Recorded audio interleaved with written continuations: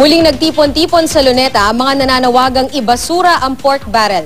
Hirit pa nila dapat umami na ang mga opisyal ng gobyerno na sangkot sa scam. May ulat on the spot si JP Soriano. JP. Panawagan na ilang dumalo sa panibagong rally kontra pork barrel. Umami na ang mga tunay na sangkot sa umano'y pork barrel scam.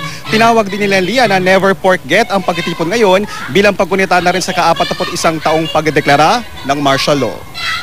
Hindi natin mabubuksan ang ating mga mata. Sa tapat ng Luneta, muling nagtipo ng iba't ibang grupo na kasali sa Abolish Pork Barrel Movement.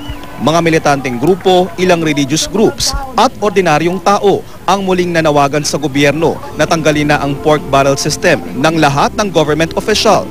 Ang programa ngayong umaga, idinao sa itinayong entablado gamit ang truck na ito. May kantahan at ilang mga agaw eksena, gaya ng comedian activist si Juana Change na isa raw guilty public official ngayon na lumustay ng pork barrel na pondo ng bayan at mensahe niya sa mga totoong sangkot na opisyal ng gobyerno sa pork barrel scam. Doon sa mga nagdadrama-drama na sila ay mga inosente na hello, excuse me, guilty po kayo, guilty. Wag nang magsinungaling pag. Ayon sa Abolish Pork Barrel Movement, panahon na para tugunan at seryosohin ng husto ni Pangulong Aquino ang mga panawagan nilang tanggalin na ang pork barrel. Level up, no? Una, nakatutok ito kay Pinoy, no? Na dapat mag-level up na siya at tugunan niya na yung hiling ng mamamayan na i-abolish totally yung pork barrel system.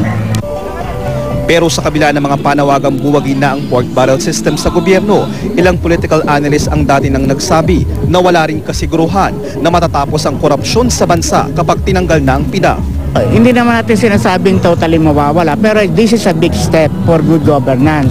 Matatanggal ang isang balon ng korupsyon, ang isang pinagkukunan ng pangungurakot. Yun ang mahalaga. Batid ng mga nagsusulong na mga programang i-abolish ang pork barrel system na may posibilidad na mabawasan ang mga panawagan at pagkilos kontra pork barrel sa pagtagal ng panahon. Pero sana raw, di humupa ang galit ng mga Pilipino laban sa mga korap. Sabi tayo daw mga Pilipino, maigsi lamang ang ating memorya. Pero ang tingin ko naman, kahit paano may mangyayari.